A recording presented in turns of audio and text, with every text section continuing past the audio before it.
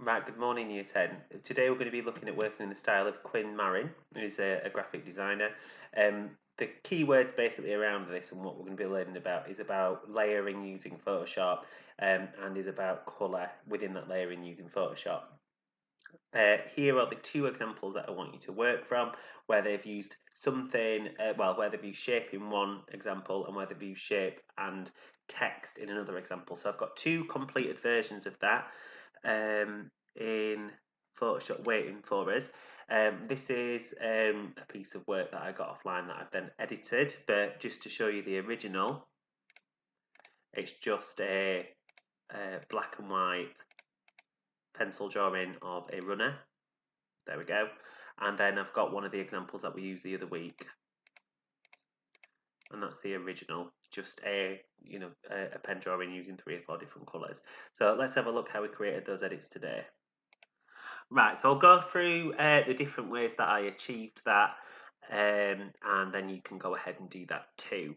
They're slightly different between the two pictures, and the way, if you are quite competent or quite confident in your photoshopping, then you might do it a slightly different way to me. I just literally had a go at this and it worked, and I'm just going to share that with you now. So first things first, what I would do is draw my circle. So on the toolbar on the left hand side, you just want to go in and make sure you've got ellipses tool selected. Now at the minute this is already set to a red fill, no stroke, which means no line around it of a specified colour or thickness. And I would use the shift key when plotting that circle, so I'll get a perfect circle so it doesn't come out like oval shape. So I'm going to make that about this big, and I'm going to move that into the picture wherever I want it, which is, I'm going to put it there on this occasion because that covers, you know, the main features of the person, like the face and the action point where they're drinking, etc.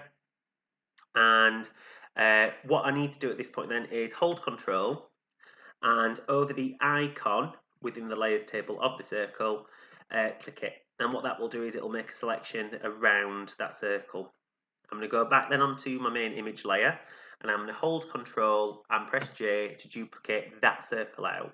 So that's separated now from the rest of the image. So if I unsee that circle and unsee the main picture, you'll see that that layer is a duplicate of that circle of the picture. But we don't need that either right now. What we need is the normal base photo.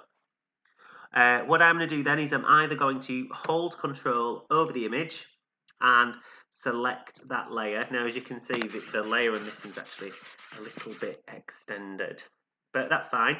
What I'm going to do then is, now I've selected what's active within that layer, I'm going to do a brand new layer. Oh, if I press the right button, that would help. I'm going to do it up here. I can't get to it at the bottom because the program I'm using to actually record the screen. So I'm going to do new layer. Sorry. There we go. So create a brand new layer while I've got the what's present in the layer beneath it selected. Then I'm going to select a blue tone that I want to use. So I'm going to use this blue here, and I am going to fill in that layer.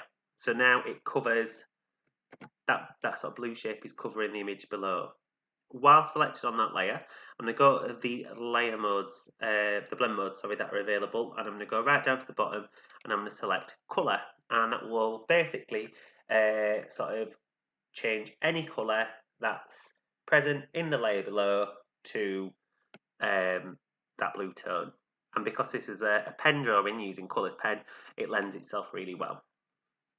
Right, next thing then, I am going to reactivate the circle layer that I had above it. So it's put that circle of the original copy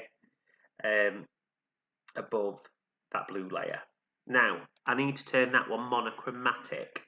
So we're going to go onto the adjustment layers, and I'm going to select black and white, and I'm going to use that little clipping button to make sure it attaches itself to that circle layer below.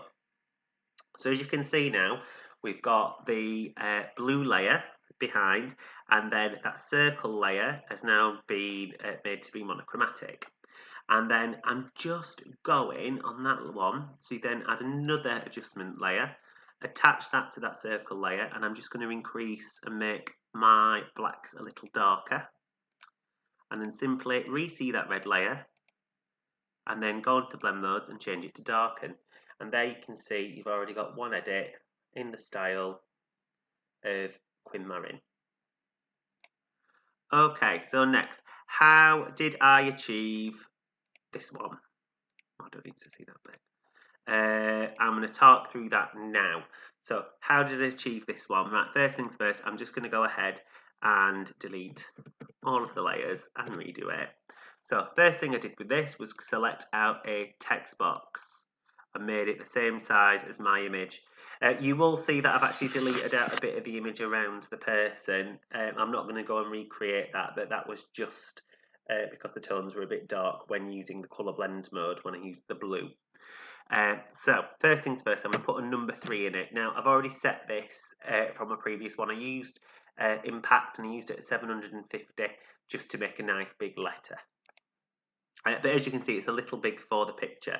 So once I had put in my text over the top of the person, I just right-clicked that layer and rasterized it, and then used Control-T to transform that down to a size that fit comfortably within the picture and put it in a part of the image I was quite happy with.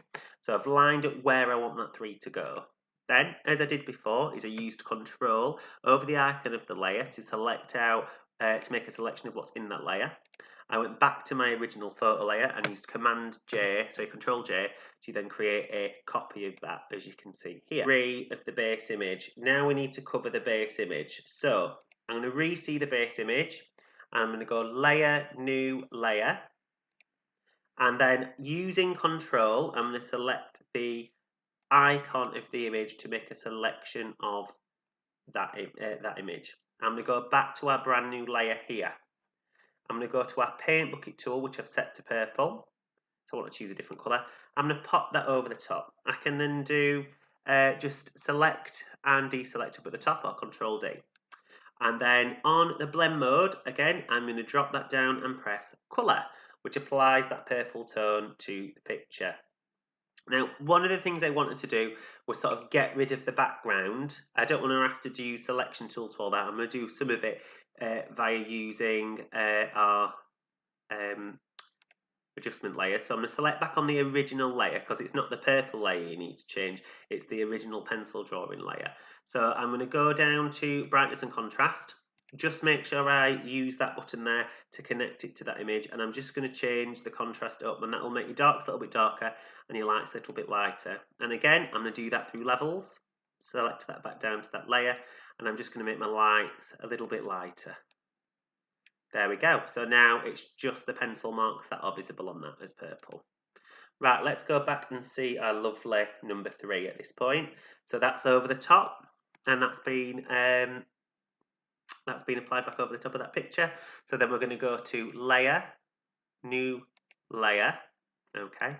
And then I am going to use the Control key over that number 3 layer again, select it out, go back onto my new layer, and then what colour do I want to use for this one then? So I think I'm going to use a nice golden colour. And then in that space, I'll drop that on top. And then here I'm going to use the blend mode, darken. If I deselect that, you get a similar effect as to the other of Quim Marin's work, but this is just using a different set of colours. So you can go ahead and have a go at now of that within your own work.